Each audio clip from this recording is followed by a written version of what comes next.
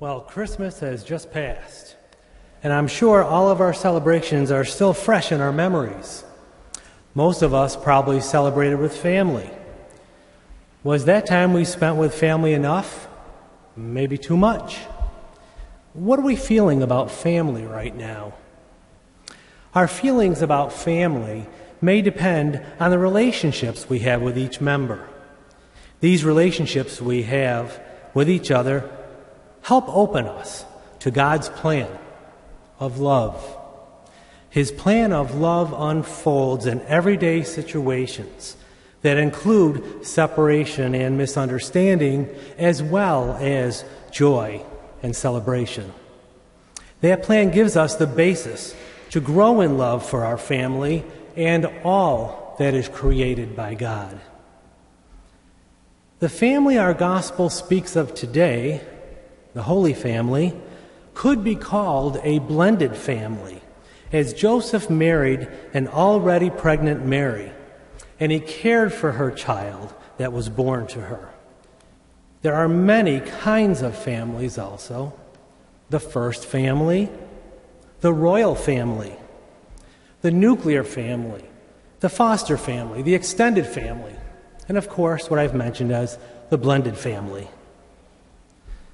The Holy Family was also blended in another way.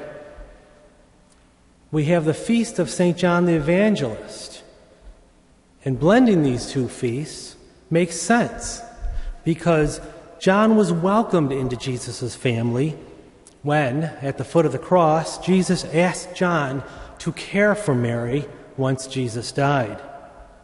The Gospel of John tells us when Jesus saw his mother and the disciple there whom he loved, he said to his mother, "Woman, behold your son." Then he said to the disciple, "Behold your mother."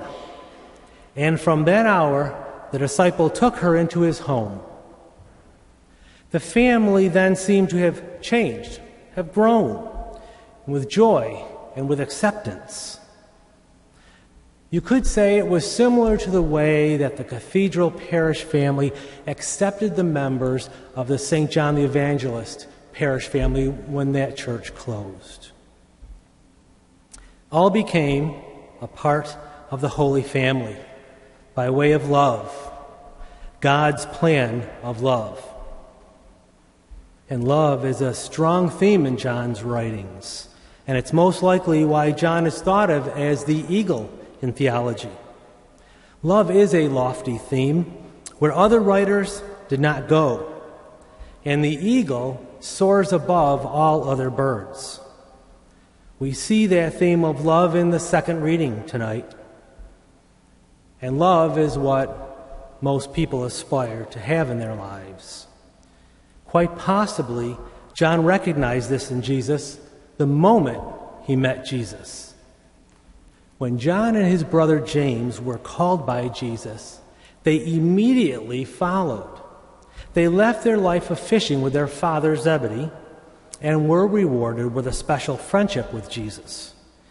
But they must have seen that something in Jesus right away, because to leave their father alone in his fishing business had to have been momentous for all of them. Also, John, along with James and Peter, they were the disciples who saw the transfiguration of Jesus. They saw the raising of Jairus' daughter and Jesus' agony in the Garden of Gethsemane. John was even more elect, as we believe him to be the writer of the fourth gospel. He truly had a special place in Jesus' family. Family. A group of people who may or may not share the same home, but they love one another. They help each other. They share with one another. And they also open their love to other people.